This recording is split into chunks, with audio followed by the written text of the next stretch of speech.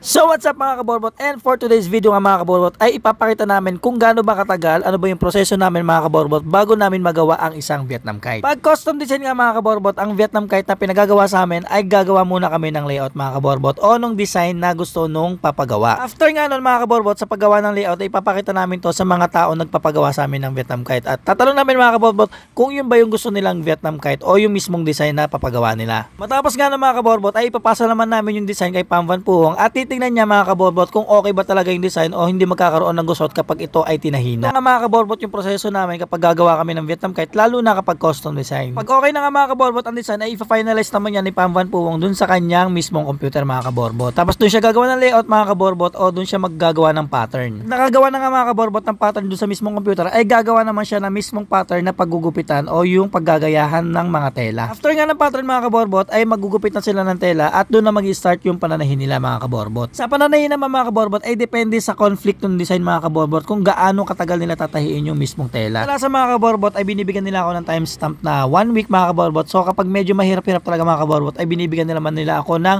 2 weeks. So na ngayon mga kaborbot, sa mga curious kung paano ba ako gumagawa ng mga Vietnam kite o kung paano ba yung proseso ng paggawa namin ng Vietnam kite ay ito na nga po yung mga kaborbot. Sobrang mabusisi nga talaga mga kaborbot at matrabaho talaga mga kaborbot ang paggawa ng Vietnam kite. So lalo pa kung ako pa yung nananahe mga kaborbot. Kaya nila mga kaborbot tahiin ay pe-prepare naman nila yan for the shipping. So mga kaborbot, inaabot nga ng 2 to 3 weeks mga kaborbot bago dumating yan dito mga kaborbot. Kaya naman mga kaborbot ay medyo magastos talaga kasi nga dapat ay complete nila mare-receive yung mismong pera. Kaya yung mga tax and all mga kaborbot ay ikaw yung magbabayad talaga.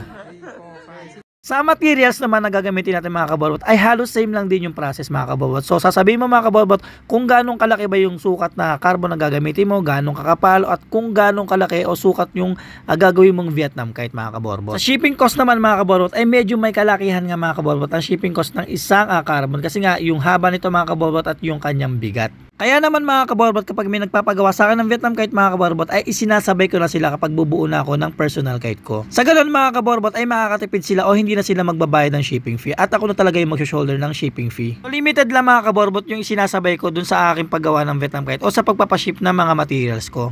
Kasi nga mga kaborbot, kapag nasobrahan ay mag-a-add na naman ako ng shipping fee at sobrang bigat mga kaborbot noon sa bulsa talaga. Ang mga nagtatanong kung magkano ba yung binabayaran ko sa shipping fee mga kaborbot ay nasa 5K mga kaborbot ang minimum na binabayaran ko sa shipping fee kapag magpapaship ako dito sa Pilipinas. So kapag may nagpapagawa sa akin o may nagpapasabay sa akin mga kaborbot ay hindi ko na talaga sinisingil kasi nga ganoon din naman yung babayaran ko mga kaborbot. Dumating na nga mga kaborbot, lahat ng materials ko na paggawa ng Vietnam kite ay doon na ako mag-start mga kaborbot na buuin yung mismong Vietnam kite. Dumating nga mga kaborbot, lahat ng materials ko ay hindi pa po talaga buo yun mga kaborbot. At ikaw mismo mga kaborbot ang gagawa ng frame nito para buuin yung mismong Vietnam kite mo. Ali, ang binili mo lang talaga mga kaborbot ay yung gagamitin mo material sa pagbuo ng Vietnam kite. Kumbaga sa goryon mga kaborbot ay parang bumili ka ng kawayan o bumili ka ng plastic para bumuo ng isang goryon. So ikaw na yung magkakayas mga kaborbot o sa carbon naman mga kaborbot ay ikaw yun na yung magpuputol o magsusukat. Kagandahan lang nito mga kaborbot ay sobrang convenient dahil isusuksok mo na lang o i-fit mo na lang siya dun sa mismong pabalat mo o sa mismong kite shirt mo mga kaborbot. Ito nga lang mga kaborbot, kapag nagkamali ka ng sukat o nagkamali ka ng putol ay another gastos na naman mga kaborbot. Hindi tulad ng kawayan mga kaborbot, kapag nagkamali ka ng putol ay pwede ka na ulit kumayas. Additional nga pala mga kaborbot, sa pagbili nga pala ng carbon mga kaborbot, dapat alam mo yung kapal o yung sukat o haba ng bibili mong carbon mga kaborbot. Depende dun sa gagawin mong saranggola. So yung iba pa mga tips, mga kaalaman mga kaborbot about dito sa Vietnam kite mga kaborbot ay siguro sa iba pa naming video namin ilalagay. So ito mga kaborbot ay lahat ay based on sa experience ko at sa mga kaalaman na binibigay sa akin ng mga Vietnamese o mga kakilala kong Vietnamese na gumagawa ng Vietnam kites. So yung mga kaborbot, time check, mag-aalas 3 na. Yan, so kasama ko ngayon si yan, Toto, yan mga kaborbot ay. Yan, so ito mga kaborbot ang ginagawa namin.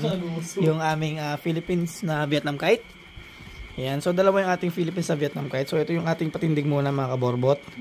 Yan, tapos ang ginawa na namin mga kaborbot ay yung mismong shoulder at saka yung mismong pakpak mga kaborbot. So ayan mga kaborbot yung ating shoulder at saka yung pakpak. Yan. So ito ang ating shoulder mga kaborbot. Ang haba. Yan. So ngayon lang namin yung ginawa mga kaborbot. Sheesh, ang ganda oh. Yan mga kaborbot. Tapos ito yung ating extension, tsaka ito yung ating pakpak.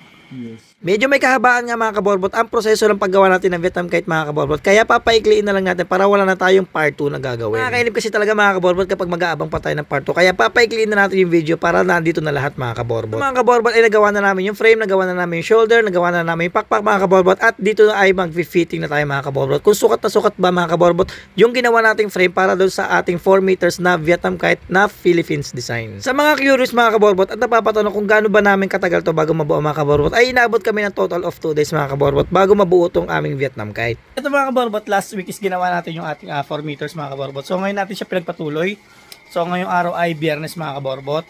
At ito na mga kaborbot, natapos natin yung ating 4 meters na isa na Vietnam flag design. Kaborbot, yan.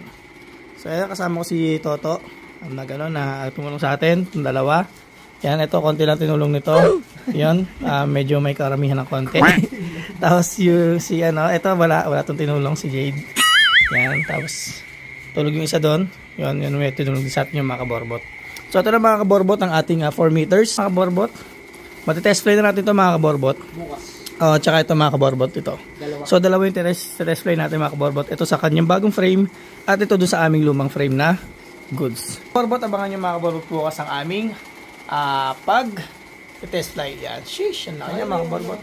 So shoutout kay Kuya Tami na sa Ranggolang Gurion yan mga kaborbot. So pang malakas ang mga kaborbot, yung gurin niya, mamalakas ang hangin. So ito mga kaborbot, bubuin na namin yung aming dalawang Pilipinas. So ito yung binuo namin na frame, ito yung bago, tapos ito yung luma naming frame. Pero test flight din namin to kasi panibagong tela dun sa lumang frame. Yan, so mga kaborbot, bubuin muna namin to, itong aming saranggolang to. And tapos papakita namin sa inyo mga kaborbot.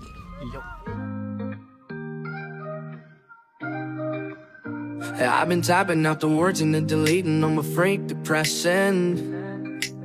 Cause every lesson that I've ever learned to love is that it's gonna end.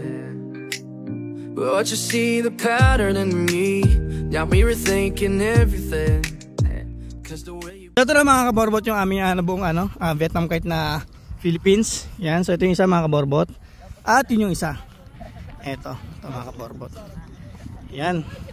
So yung may mga gurion to, no? Mga kaborbot. Ayan si Peace. Ayan si Peace Oman mga kaborbot. Ayan na sila. Yan. So yan mga kaborbot.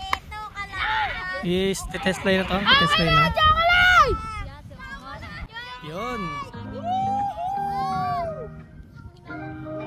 So walang kilig I've been typing out the words and then deleting them, afraid to press send. So ito naman isa mga kaborbot. Ito. Cause every lesson that I've ever learned to love is that it's gonna end.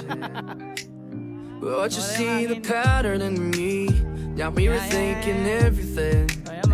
Cause the way you got me floating while I'm falling is the best it's ever been. Baby, one touch, one kiss, I'm tripping on you. Lately, you changed the game, I'm feeling brand new. Never had nobody do it quite like this. Learning love all over again. Baby, all it took was one. Ayun nga mga kaborbot, na-test na natin na maayos ang ating Vietnam kite at wala nga mga kiling mga kaborbot ang ginawa nating Vietnam kite. So tetestingin natin itong mga kaborbot sa mga susunod na araw sa mga malalakas pang hangin. Sa mga gusto kong magpasabay mga kaborbot ng mga materials o magpagawa ng Vietnam kite ay PM nyo na ako mga kaborbot.